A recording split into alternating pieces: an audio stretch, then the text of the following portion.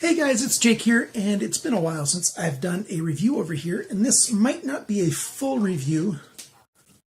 This thing just spoke to me. It might be a little more of an overview than a review, and what we have is this. Now, part of it isn't with me right now, and that is the base, because it is stuck onto the windshield of my wife's car. Now, we've been using this for a month. I really wanted to put it through its paces and get a good use out of it to decide how I wanted to evaluate this, and I'll just show it to you. That's what it looks like. Nice long tube. Oh, it just said finished. Lens, vent holes, vent holes on the bottom. It's on right now, and it's got a G sensor to it, and so when it moves, it starts recording. So this offers protection whenever there's power on, and you can put it onto one of those permanent power on ports on your car. If you've got a good battery in your car, if you drive your car every day, that's plenty of battery to take care of this thing. Or if you drive it like once or twice a week, that's plenty of power. And the good thing for that is if you have it parked and somebody bumps into your car, it records what it saw, I think about 10 seconds before and 15 seconds after, whatever the rough numbers are. And it keeps that on here. It just said start recording event video because I just moved it, and that's what an event is. When this thing moves, it records an event. It also has Wi-Fi so that you can connect. It'll send out its own Wi-Fi so you can connect to it from your cell phone, and you can control it with a Wi-Fi. The thing is, you can control this thing with your voice as well. Like if you want it to turn the Wi-Fi off, turn off Wi-Fi. Closing hotspot is what it said. Turn on Wi-Fi. There you go. You have to give it time between tasks before it can listen for the next task. Take a picture. It saves a photo. So if you're driving along and you want it to do that, all you have to do is say those words and it will. You can tell it to turn the sound on, turn the sound off. You can do all kinds of things. You can also control all those things through your cell phone through that when the Wi-Fi is enabled. It records at 1080p, which is plenty good.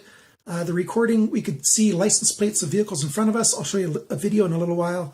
Now, the video quality that you're going to see is not full video quality because I have to stick it into my editing software, and then YouTube does its own compression and changes. So chances are very high that YouTube is not going to show you exactly how good the video really is, but the video is actually, quite decent for a camera of this price range. Banggood sent this to me, and the value at Banggood is in the mid-40s US dollars, around there. In English, most of these Chinese cameras, dash cams that are in this price range are all in Chinese. You just can't do much with them, but it's really, really good. I'll give you a screenshot of what the menu is on the app.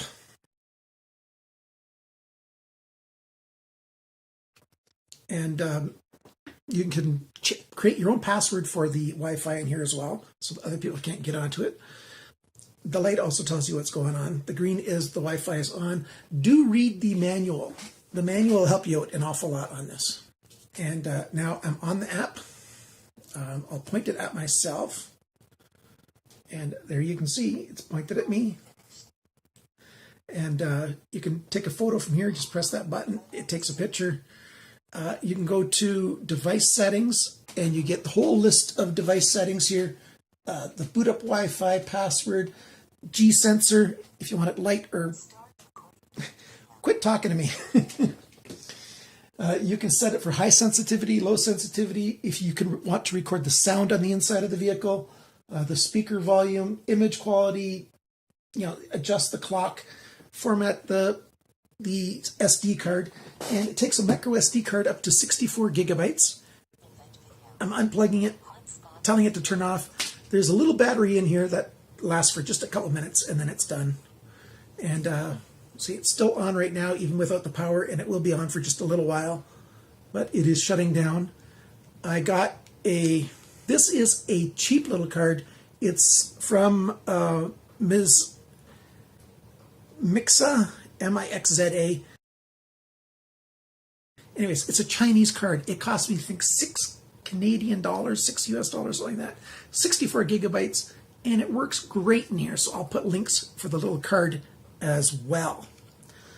And put that card back in here.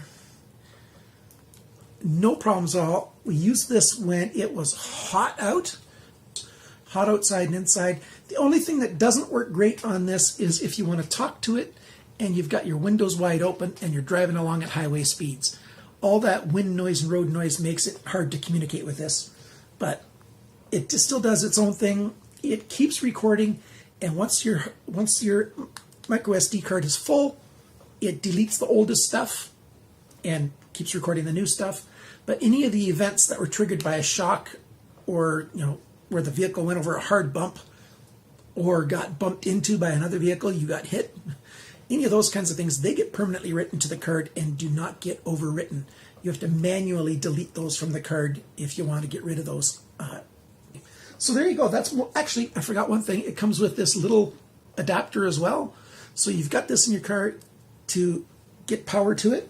It comes with a good long